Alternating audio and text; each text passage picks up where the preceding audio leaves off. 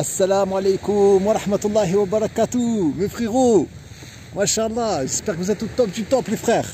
Alhamdoulilah, c'est Junaid. Mashallah, petite visite, petit Paza, Alger.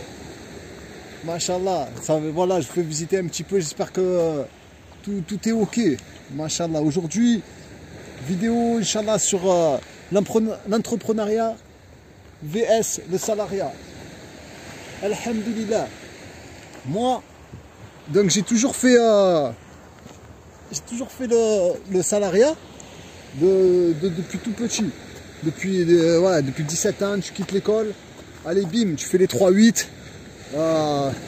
Voilà, en même temps, je vous montre un peu la mer et tout. Voilà, hein, la dure réalité de la hijra, les frérots. Hein, elle est là. Hein. C'est pas facile, hein. On est là. Hein. Alhamdulillah. Ouais, donc du coup, moi, à 17 ans, je faisais le n'importe quoi à l'école. Mon père, il m'a dit, allez, vas-y, bouge, va faire les 3-8.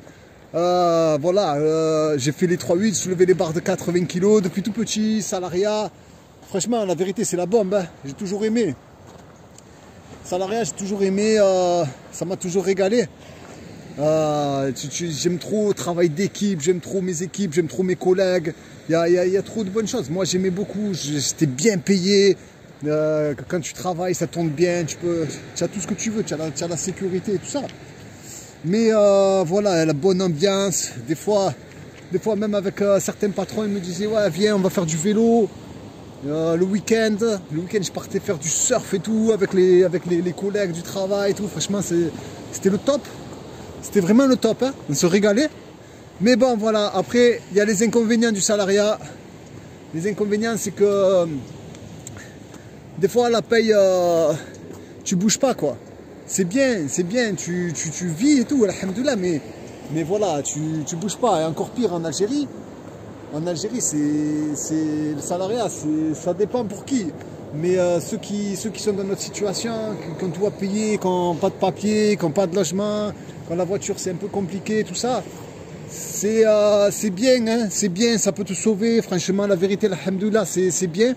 Mais je pense qu'il faut évoluer. Il faut évoluer vers l'entrepreneuriat, Inch'Allah. Et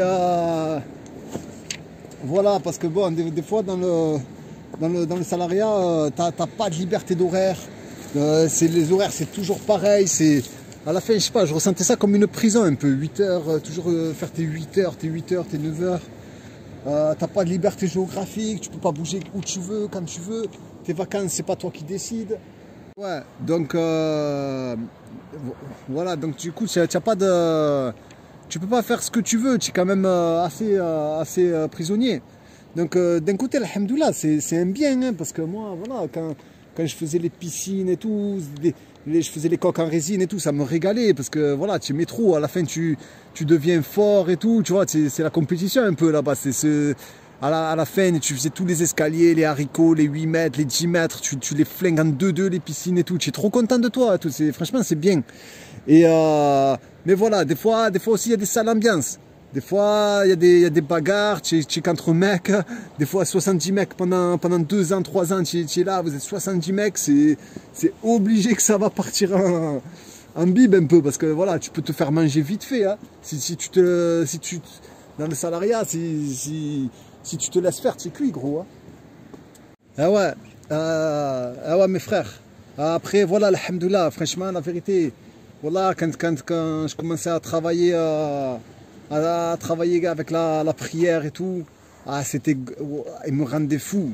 En tant que musulman, dans le salariat, en France, laisse tomber, c'est tarpin compliqué.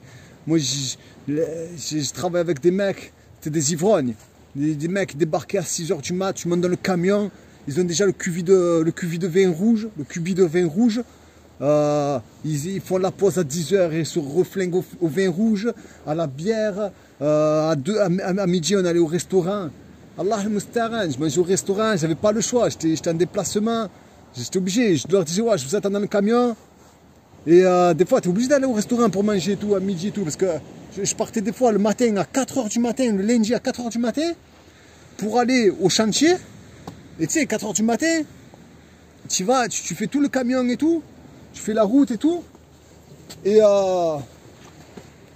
et tu arrives à 8 heures, par exemple, sur le chantier, tu sais que tu vas passer la semaine là-bas, à 8 heures, tu commences à mettre les habits et tout. Tu sais, les habits sont froids dans le camion et tout.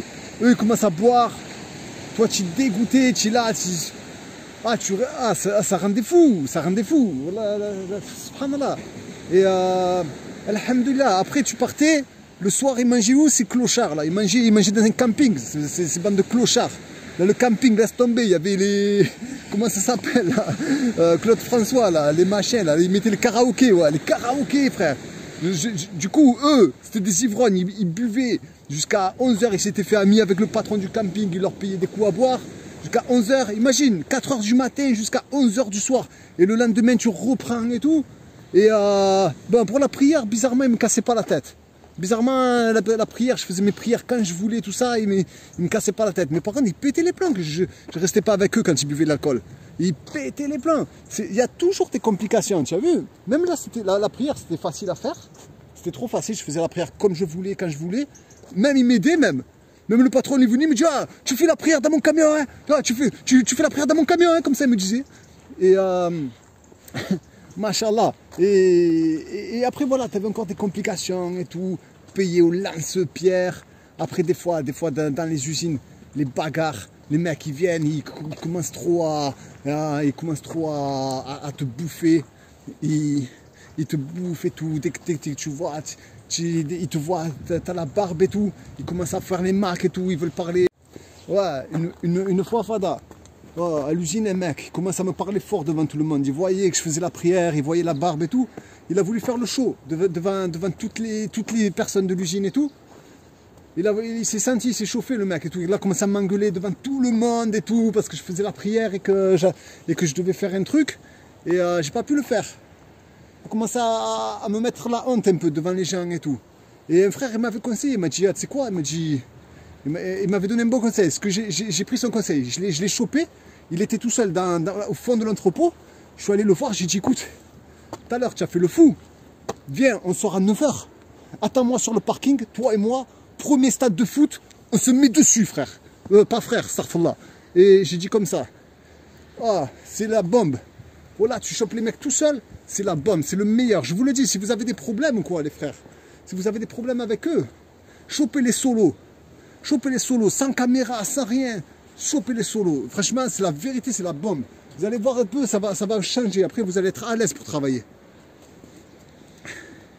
Donc voilà, donc du coup, plein de difficultés comme ça. Des femmes, je leur serrais pas la main. Devant tout le monde, ils me disaient, ah, mais moi je me suis lavé, pourquoi tu me serres pas la main et tout. Toujours des problèmes et tout. Là, j'ai failli me manger. Et machallah, regardez comme c'est beau. Voilà, je parle d'un sujet, mais c'est trop beau en fait, la vérité. Vous pouvez couper le son hein, si ça vous saoule. Hein. Voilà, c'est trop beau, machallah. Alhamdulillah. Le frérot, il va venir nous voir pour faire un tour de bateau, Inch'Allah. Ah ouais, pareil, en maçonnerie, dans les vestiaires, dans les vestiaires, dans la maçonnerie. Un mec comme ça, il commence à se chauffer. Déjà, il parle mal de l'islam et tout. Il commence à parler mal de Aïcha, radiallahu anha. C'était un café, là. Enfin, non, il m'a dit qu'il s'était converti à une époque. Enfin, c'était un drogué, quoi. Ouais, il commence à me chauffer comme ça. Après, il commence devant les autres, il commence à me montrer ses parties intimes. Subhanallah, subhanallah. Ouais, il y avait un tableau là où on pose les craies. Je l'ai pris, je l'ai frotté, me suis commencé à me battre et tout. On s'est pris. Je commence à le défoncer sur là où tu mets les craies là. Je l'ai défoncé son dos sur ça. J'étais trop content. Alhamdoulilah. Je l'ai défoncé. Après, ils nous ont séparés et tout. C'est pas une vie. Voilà, c'est pas une... Subhanallah. Excusez-moi les frères, hein, mais oh, tu vis pas dans leur truc. Tu vis pas. C'est pas un monde. Regardez, alhamdoulilah. Et nous, on a fait la hijra. Et là, la nirma du siècle, les frères. Donc moi... Avant de faire la hijra, j'ai commencé à me renseigner tout dans l'entrepreneuriat et tout. J'ai vu une formation sur internet. Je commençais à regarder un petit peu les vidéos de ceux qui faisaient la hijra, tout ça. Et j'ai vu qu'il y en avait beaucoup qui étaient dans l'entrepreneuriat. Et j'avais compris que la solution, une des solutions, hein, il y a 300 000 solutions. Hein, il n'y a pas de vérité dans la hijra. Hein, ça dépend vraiment de toutes les situations, de tout le monde. Hein, il n'y a pas de vérité. Mais moi, j'avais compris qu'il fallait se lancer un peu dans l'entrepreneuriat pour moi, pour ma part. Et j'ai trouvé la formation du frère Adlen. D'ailleurs, il y a le lien en bas, Entreprendre librement. Et franchement, cette formation, la vérité, pour les débutants comme moi, c'était génial, c'était le top. Parce que déjà, c'est génial parce que moi, j'aime trop travailler tout seul. J'aime beaucoup travailler tout seul. J'aime bien travailler la nuit. J'aime bien travailler, ouais, vraiment. Donc du coup, ça, c'est quelque chose où tu peux beaucoup travailler tout seul. Et après, tu peux faire ce que tu veux. Et puis, si tu es fort, si tu commences à avoir des résultats, c'est toi qui vas te faire ton salaire. C'est-à-dire, ouais, tu peux évoluer et tout. C'est très large. Il y a un choix très large. Moi, j'avais pris la formation de Adlen, elle est terrible parce que c'est le début. Le début, ils t'apprennent à faire les sites. Ils te donnent des bonnes bases sur les tunnels de vente, sur le Facebook Ads, sur le Business Manager. Il t'apprend pas mal de choses. Adlen, il te prend en main. Donc du coup, le frère, moi j'ai beaucoup aimé. Franchement, la vérité, Adlen, cliquez, il y a la formation en bas. Hein. La vérité, si vous voulez commencer à vous lancer, ou alors lancez-vous de vous-même sur YouTube. Regardez ce qui peut vous intéresser. Mais en tout cas, Inch'Allah, il faut bouger. Il faut bouger les frères, il faut commencer à se former. Et il y a des grosses opportunités sur Internet. Le choix, il est très large. Hein, je répète, hein, c'est un choix, vraiment, chacun va pouvoir trouver ce qui lui plaît. Hein. Il y a tout. Hein, moi, je sais que j'aime bien le e-commerce, j'aime bien le Facebook Ads. Les sites Internet, c'est sympa aussi. Bon, ça marche moins que le reste. Mais ça marche toujours parce qu'il y aura toujours de la demande. Il y aura toujours de la demande. Et même si on est beaucoup à le faire, dites-vous qu'il y a beaucoup de magasins, il y a beaucoup de sociétés dans la France, dans la Belgique, au Canada, il y a énormément de travail. Il y aura énormément de travail pour tout le monde. Il y a de la place pour tout le monde. Hein. Donc du coup, il faut continuer, Inch'Allah. Du coup, il y a de la place pour tout le monde. Alhamdulillah, si vous êtes motivé, si vous travaillez. Mais moi, je vous déconseille de quitter ce que vous êtes en train de faire. Je vous conseille de vous former en parallèle. Et pas tout lâcher d'un coup et tout. Et pas croire aux vendeurs de rêves, ceux qui te disent, ouais, t'inquiète pas, tu vas gagner des milliers d'euros, ta. C'est pas vrai, hein. Faut se méfier un peu des mythos. Il y a beaucoup de mythos aussi dans ce job. Ouais, il y en a, ils vous disent, ouais, t'inquiète pas, tu travailles 2 heures par jour, tu fais rentrer 2000 euros.